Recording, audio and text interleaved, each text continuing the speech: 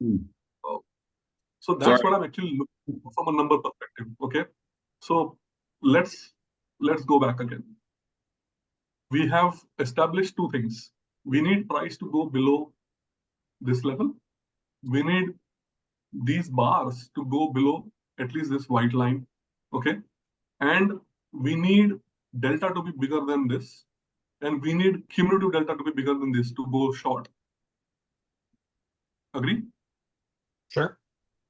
Okay. Yeah. Now there could be other ways to identify that also. So say the way we look at price. So we say, why did we draw this line? Because we said, okay, the bottom of this candle, which was the lowest, was 18,552.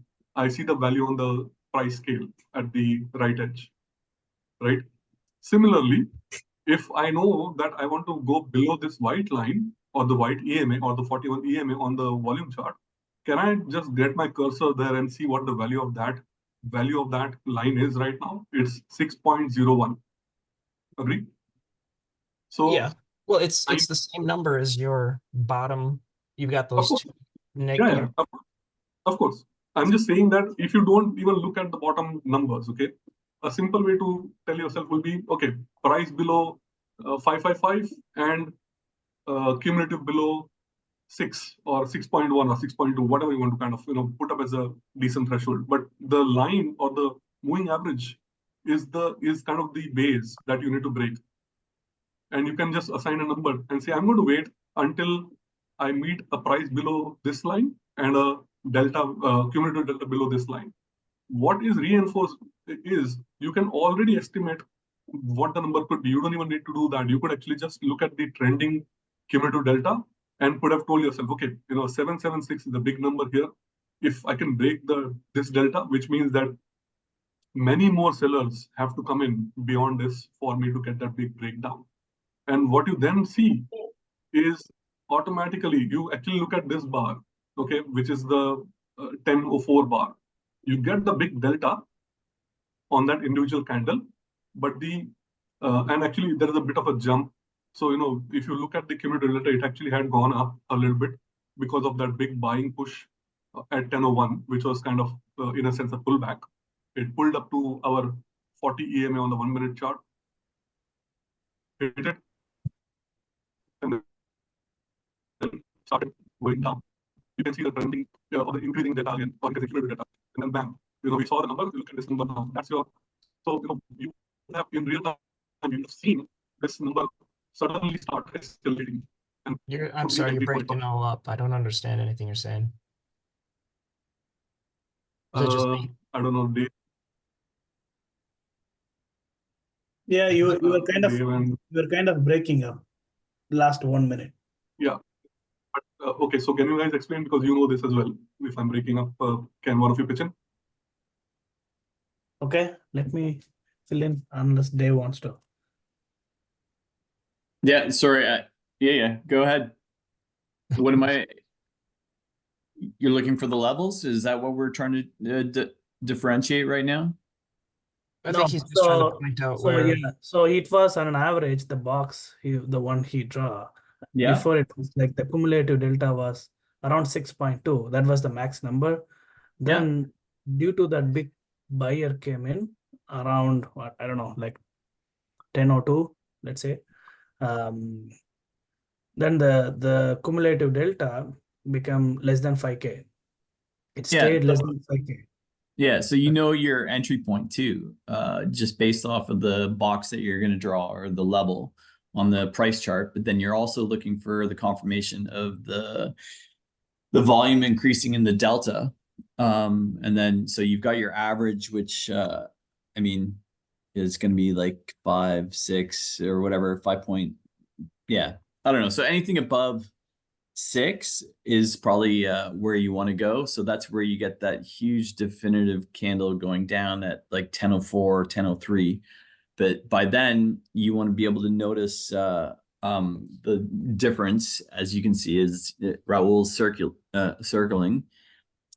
So there's a big push down in terms of numbers. The delta is huge difference between. So that one at 956 and then the comparable one at 1004, and then you get a huge one, which is the one that he's showing at 7 point almost 8,000 total buyers or sellers.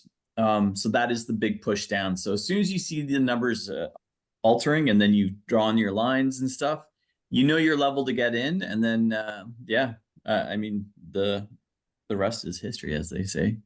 I mean, that candle alone is 40, 50 points.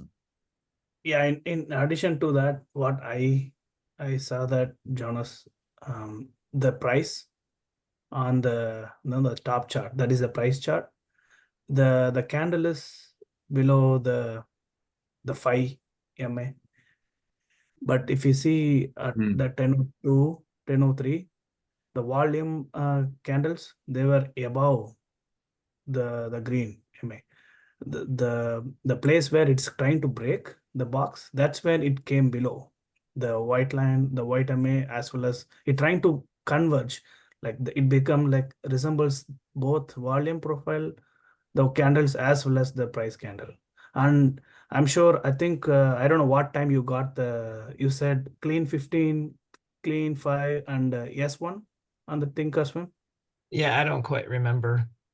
Yeah, So I'm trying to listen to this and not look at my Thinkorswim charts. So Yeah. I can find it in a little bit. Yeah, so the two trades we took, actually, not me, it's just listening to. You might have got the indicator on the second candle. You see the 799K cumulative delta, the big push. That's when. So I see that this will give you the earliest entry. The cumulative delta first gives you all red, and then it keeps increasing, basically telling you to, hey, you are on the right side of the trade.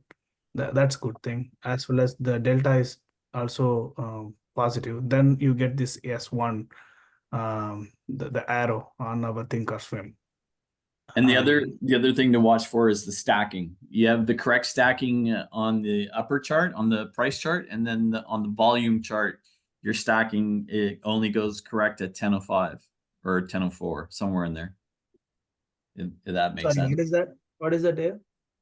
The stacking of the MAs is correct. So you have your slowest one, the white. So if we go to the price up top, it's the white is the 40, the black is the 15, the green is 5. And then on the lower chart, it only finally goes I mean, everything's moving in the right direction. I guess there's a degree of anticipation, but that coupled with all the other stuff that we have points us in the right direction. Yeah. But I mean, you see the numbers as well, Jones. You see the numbers on the scales. Yeah. Right? Yeah. And it tells you the picture as well. You know that it is whatever you got on this candle, the big candle that basically drove that whole thing down.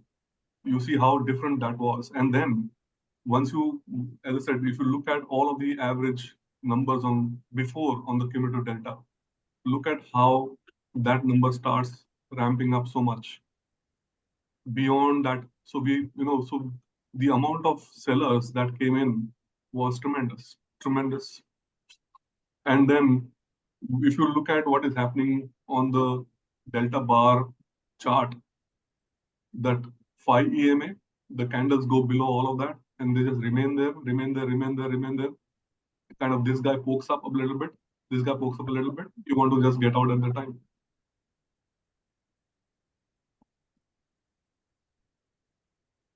So basically, it was telling you to stay in the trade until minimum of this guy, and then all of these candles start hitting on the black line, whereas price goes here. You may want to get out. All of that. All I'm saying is that we are simply looking for convergence of price and volume to be below. If you're going short, you want price and volume bars to be below all of those moving averages, all the 3 moving averages, right? So so that's what you're looking for, and then the additional confirmation is using the maths of the cumulative delta average across the last 5-6 candles to estimate what is it that you're looking at, and also then looking at something. If you want to go negative, then you want to go lower than the prevailing delta numbers as well. Because if you get like a 82 or 15 delta, there's no point in going short. There's no point in going short here because you already had significant sellers coming in, stepping here, and you had significant buyers stepping here. You don't want to, do anything below this number. That's the other thing. So those are the things that will actually get us feedback from these numbers that you won't get on the price piece. And that's what we are using to, go long or short. Mm. And this number. So whilst you may say that, why do I need the cumulative delta? It's your choice, frankly.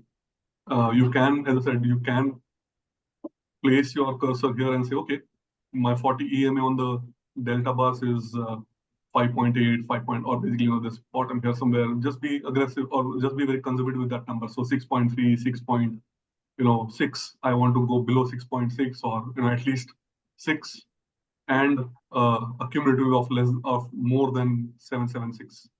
If you can just ask yourself to kind of wait for that and a break in price here, then you will actually get much bigger pushes. And in this case, this was all clear when I'm looking at the Thinkorswim chart.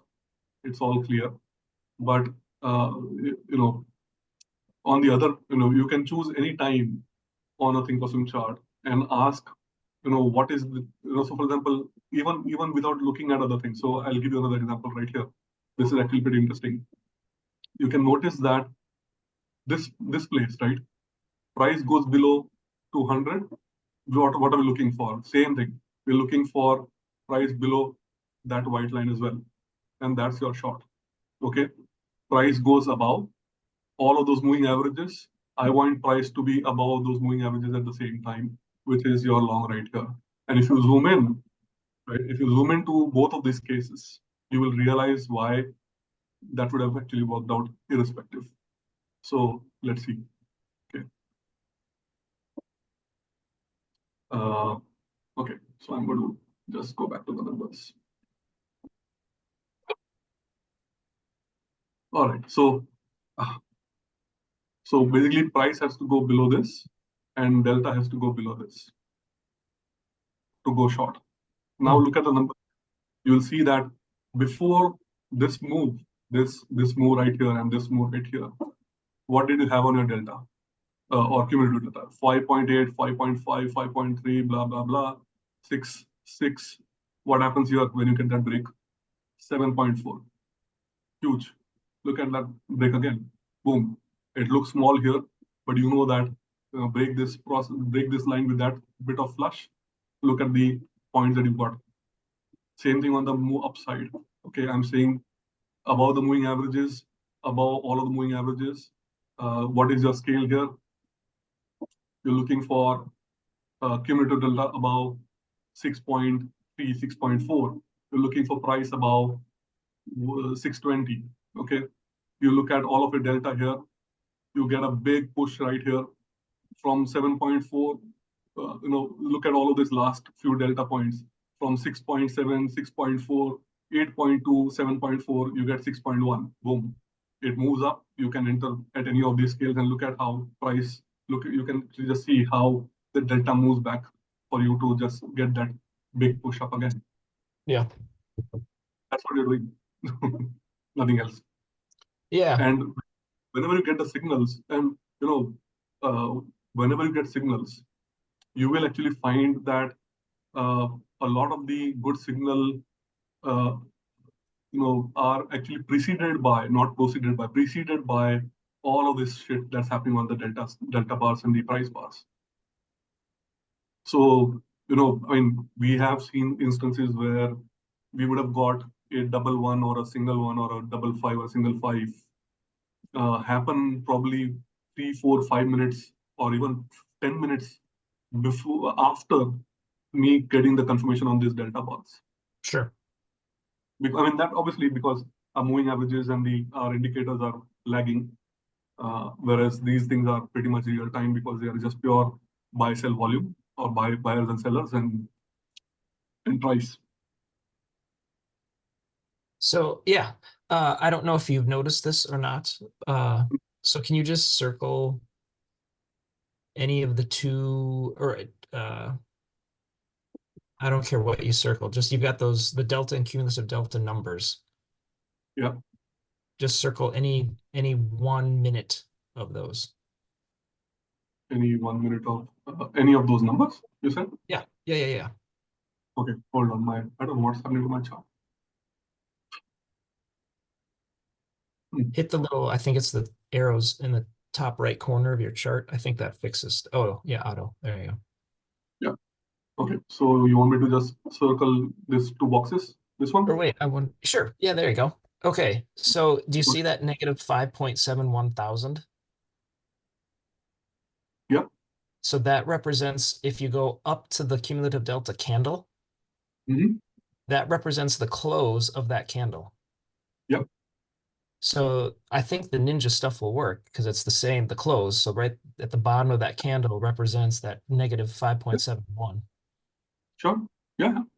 I'm saying for me, what I find is that I have actually look at the left as well, Jonas. So that's what I'm showing you again, which is why I'm saying I look left. Okay. And I see if the average is all of these numbers. It becomes a very easy thing for me instead of looking at these candles. Okay. I'm looking at the candle for looking at where my averages are, my moving averages. See, there are two things that I'm actually benefiting from here. I have these moving averages. I'm saying you can use it. I'm not denying that. I'm saying I see these moving averages as well, Jonas. I mean, look at this and I'm looking at this. They're the same moving averages. And if they're actually, say, there will be lots of times when these averages don't look the same. We are fortunate to see something which is actually pretty much resembling both the price chart and the volume chart. But this is not what happens on a regular basis. Yeah. And the other thing is that I look left and I see, okay, I see that the average cumulative price was like in this range. So if I want to go long, I want to have something like a 4. And if I want to go short, I want to have something like a 6. So I already have that easily looked at from this data point. And I'm actually, on the contrary, I don't think I want to kind of stress this point, but I think there would be some other dashboards that will actually give you CVD information, Jonas. I'm pretty sure of that. I have seen that on Tradeovate for sure. I don't know about Ninja, and I'm sure that there will be some third-party scripts to give you CVD. But I'm just saying that there is a bit of utility that I have here, which you may, if you just have whatever you have right on the current charts, it is not as convenient it's as compared to this, but if you can play with it, absolutely go for it. But I mean, it's just a very useful way to interpret what's on a signal. So, I mean, my whole idea was to understand, or why did I even chance upon this one, is just the basic question to myself to say, why am I actually getting, so what is really happening when I get a D1, okay, or an S5? Why is that working? And there are times, like, when a D1 or an S5 doesn't work. So I was like, why does it work sometimes and why does it not work sometimes? I know that, we both know that something happens when we get the signal, and that something happens meaning that there is some bit of extra momentum than what was necessarily the case beforehand. So I said, how do I then know or understand what is really happening behind the scenes? And obviously the answer is to look at, each candle and look at what's the data behind that candle. And we know that the only way to kind of go about doing that right now with our resources is to look at footprint and, delta. So that's when I popped up this information and I saw what was really happening behind the scenes. And I said, okay, and luckily on Go charts, they have this zero line based delta bars and allow me to draw the same moving averages, which I found was fascinating. So instead of just looking at our 40 EMAs or 200 EMAs on a price chart, I can actually have a volume chart or a delta chart and have the same moving averages, which I don't get for most of the softwares. So that was the real crux of how did I chance upon this, to be honest. Yeah. What are the green, black, and white? What are those EMAs? 5, 15, 40. 5, 15, 40 EMAs. I mean, the 5 and the 15 were actually preset in their script. So I knew that I used the 40 anyway, so I just kept the 40. I added 40 on it. And luckily they had provision for putting 3 moving averages anyways.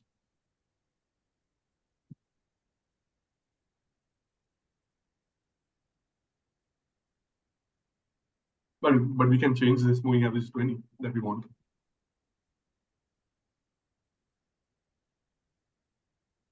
And although this platform is based on TradingView, but and I have a paid version of TradingView, but TradingView does not have this. So, which is the irony of it all.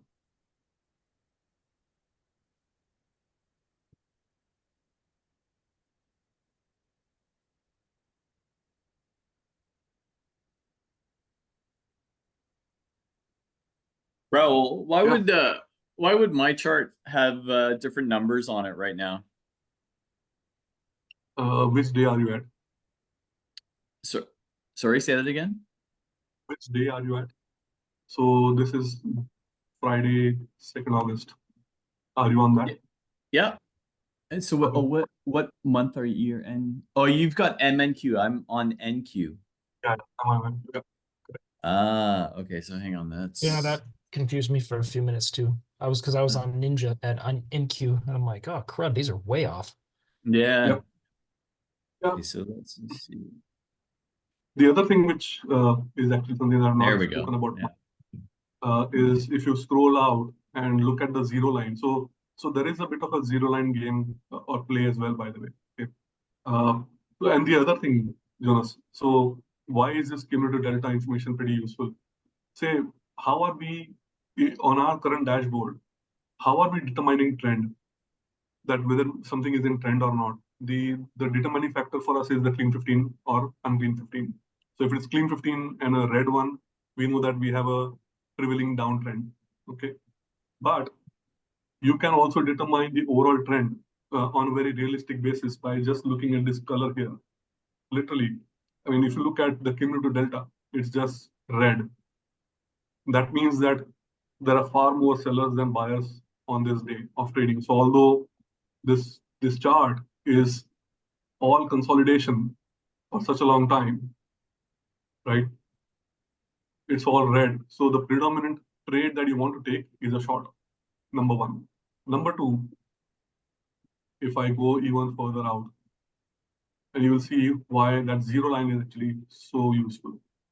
On days like yesterday, it's not so much, but you can right here. Okay, so you can see that that zero line obviously resets every day on the volume chart, which is here.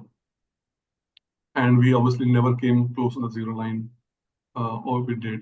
Okay, look at this now. Check this out. So we hit the zero, which is here. Actually, this was the one, actually. So you can see we hit the zero here, stayed on that. We were kind of consolidating. What happens? And it doesn't mean that because you're hitting the zero line here, that means that this is some zero value. No, it doesn't mean that, because we are just aggregating sellers and buyers, and suddenly they may actually drop off and drop on depending on how they are feeling in terms of trading. But the moment you actually break this zero and we go up, we did a bit of a retest back to the zero and then ran up. From this point onwards, you're actually looking for longs. So although you have a clean 15 on the negative side for the whole day yesterday, I'm guessing, this was saying that, okay, that may have been the trend overall, but from a buyer and seller perspective, there are more buyers now from this point onwards than sellers. So you're better off looking for longs from that point onwards, and which is what you will see if I expand further. So come on. You can see that green has started because we crossed the zero line. And if you look at the push that happened even there, it was an awesome long trade. So the zero line cross, using the same data points that we have on these two charts, is amazing.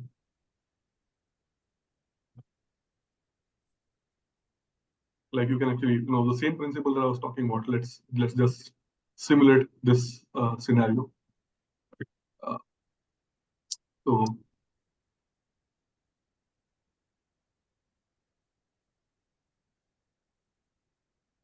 Yeah, I think we have less than a minute. okay, no worries, we'll publish one more. So you can see here again. So all you